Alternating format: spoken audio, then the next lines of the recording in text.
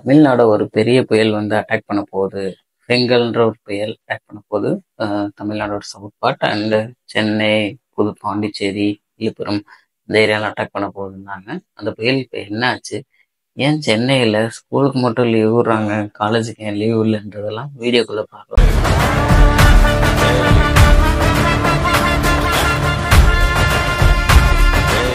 அச்சுச்சோ அவரா பயங்கரமான வராச்சே.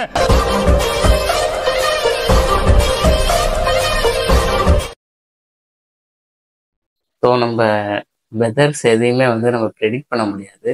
அதை ப்ரெடிக்ட் பண்ணி மோஸ்ட் ஆஃப் த ப்ரெடிக்ஷன் வந்து கரெக்டாக இருக்கிறதுக்காக ஒரு இன்ஸ்டிடியூஷன் தான் இந்தியன் மெட்ரோலாஜிக்கல் டிபார்ட்மெண்ட்.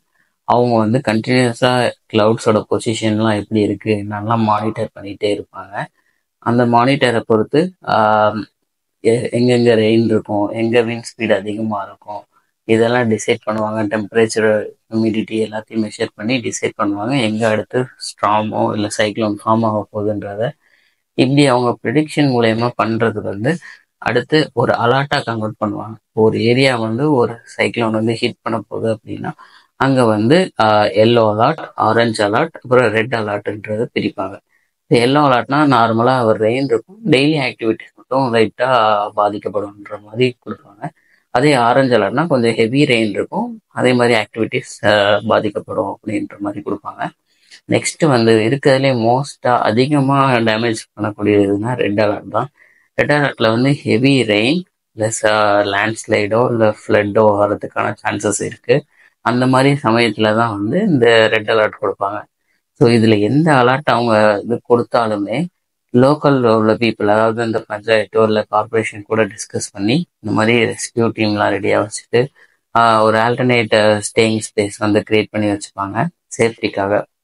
ஸோ இந்த ஆக்டிவிட்டீஸ்லாம் கவர்மெண்ட் சைடு நடக்கிறது. இப்போ வந்து இன்ஸ்டிடியூஷன் சைடு, இப்போ ஸ்கூல்ஸ் காலேஜஸ்ன்னு பார்த்தோம்னா ஏன் மோஸ்ட்லி ஸ்கூல் ஸ்டூடெண்ட்ஸ்க்கு வந்து லீவ் கொடுக்குறாங்கன்னா அவங்க உண்மையிலே ஏஜ் வந்து கம்மி, அவங்களுக்கு வந்து ஒரு டிசிஷன் எடுக்கிற ஸ்கில்லோ இல்லை ஒரு இண்டிபெண்ட் மைண்ட் செட்டோ இருக்காது. மோஸ்ட்லி பேரண்ட் டிபெண்ட் பண்ணி தான் இருப்பாங்க. அப்படிங்கிறப்ப ஒரு சினாரியோ நடக்குது, ஒரு திடீர்னு ஒரு ஹெவி ரெயினோ இல்லை ஃப்ளட்டோ வருதுன்னா அவங்களால வந்து அங்கே சர்வைவிங் கெப்பாசிட்டி வந்து கம்மியாக இருக்கும்.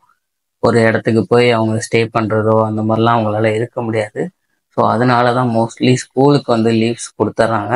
ஆனால் காலேஜஸ் பொறுத்த வரைக்கும் எல்லாமே கொஞ்சம் மெச்சூராக இருப்பாங்க ஸ்டூடெண்ட்ஸ், அதனால தான் வந்து காலேஜஸ் மோஸ்ட்லி லீவ் தர மாட்டாங்க. அப்பயுமே ஹெவி ரெயின் இருந்துச்சுன்னா கண்டிப்பாக காலேஜஸ்க்கும் லீவ் கொடுப்பாங்க. ஸோ இதுக்காக நீங்கள் கண்டினியூஸாக உட்காந்து நியூஸ்லாம் பார்த்துட்டு இருக்காதீங்க மார்னிங்.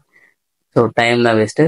டிசிஷன் வந்தால் உங்களுக்கு எப்படியாவது தெரியப்படுத்திடுவாங்க அவங்க இன்ஸ்டியூஷனோ இல்லை நியூஸ் சேனல்ஸோ பார்த்தாலே நம்மளுக்கு தெரியும். ஸோ பார்த்து சேஃபாக இருங்க. பை.